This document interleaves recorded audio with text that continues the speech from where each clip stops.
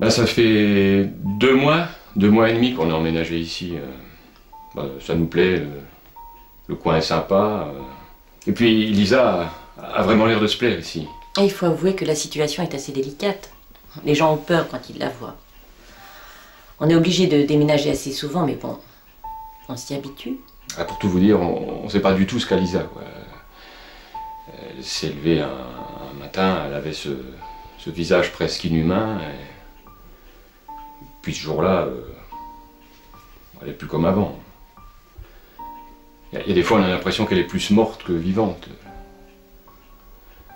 Non, c'est très difficile à dire, mais notre fille, c'est un zombie. Ouais, c'est un zombie.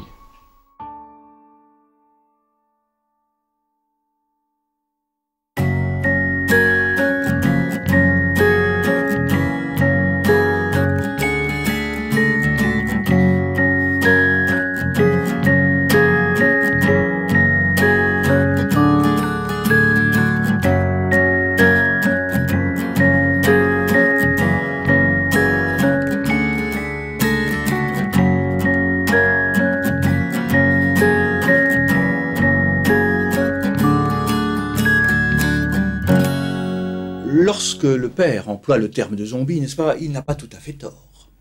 Il existe en effet une similitude flagrante avec la mythologie vaudou, dans laquelle la figure du mort-vivant puise ses racines, n'est-ce pas?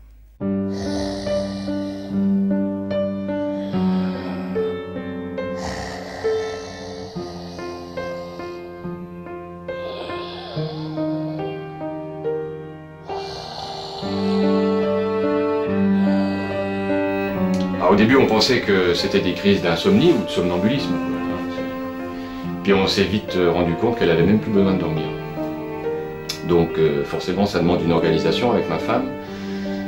Par exemple, moi je travaille à domicile et ma femme a dû démissionner. Mais comme ça, il y a toujours une présence à la maison. On n'a pas le choix.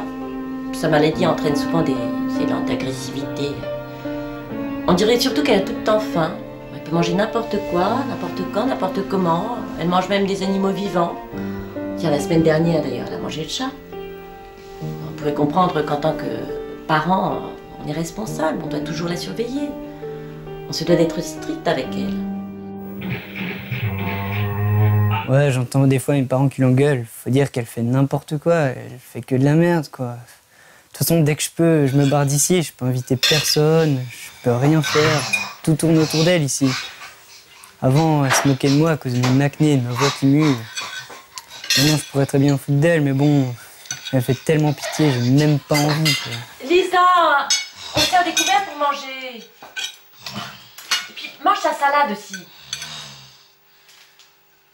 Les adolescents sont très vulnérables et il arrive parfois, dans certains cas très rares, qu'ils développent une hyper-anxiété chronique, n'est-ce pas?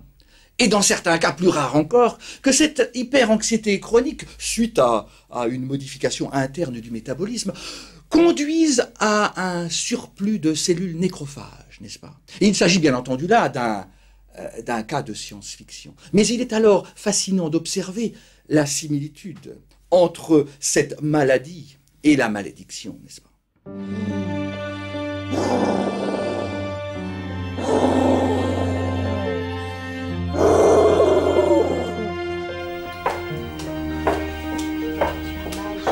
Je t'ai déjà dit plusieurs fois de ranger ta chambre avant de regarder la télé. On va te donner un câlin.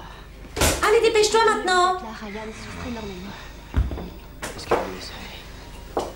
J'ai baisé. De quoi vous parlez? Et fais pas ta mauvaise tête. Bon, on est strict, mais on lui laisse des libertés quand même. Non, si on l'empêche de sortir, c'est pour elle. C'est pour son bien. Hein, c'est pour la protéger.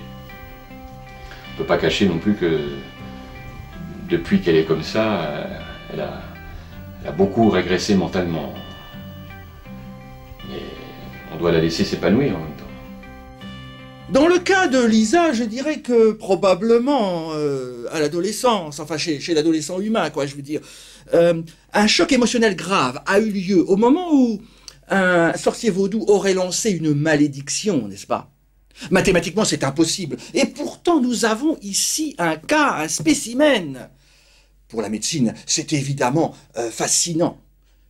Malheureusement, il n'existe aucun traitement. Nous, ce qu'on aimerait, c'est que ce documentaire permette de faire accepter notre fille dans la société.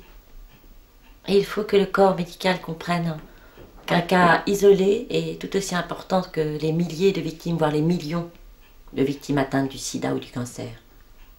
Chaque vie a le même prix. Oui, Lisa est une fille douce, intelligente, adorable. Elle est juste malade.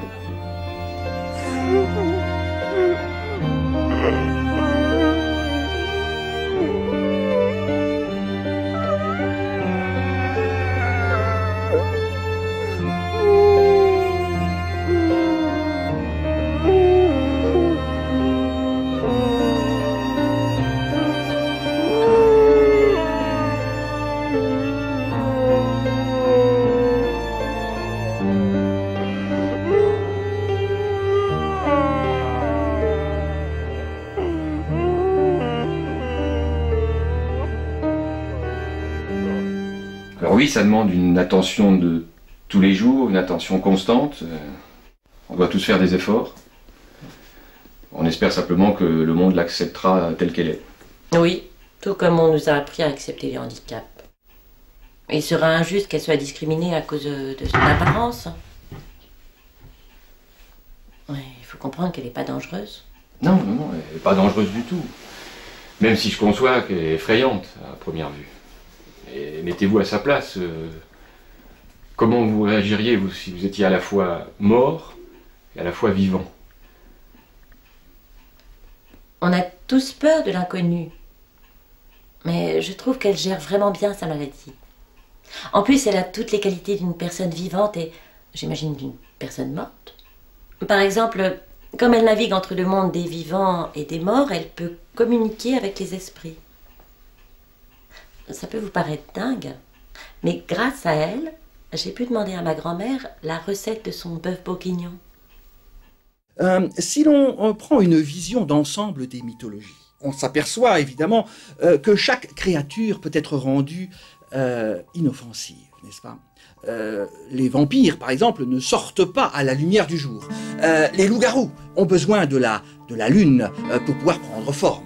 Dans le cas de Lisa, il est probable que les parents ont su trouver l'élément inhibiteur de son agressivité et l'ont utilisé pour son éducation, n'est-ce pas? Dans le cas contraire, il s'agirait véritablement d'un fléau ou bien même d'une malédiction qui ravagerait absolument tout sur son passage. Et là, ce serait la fin du monde, n'est-ce pas?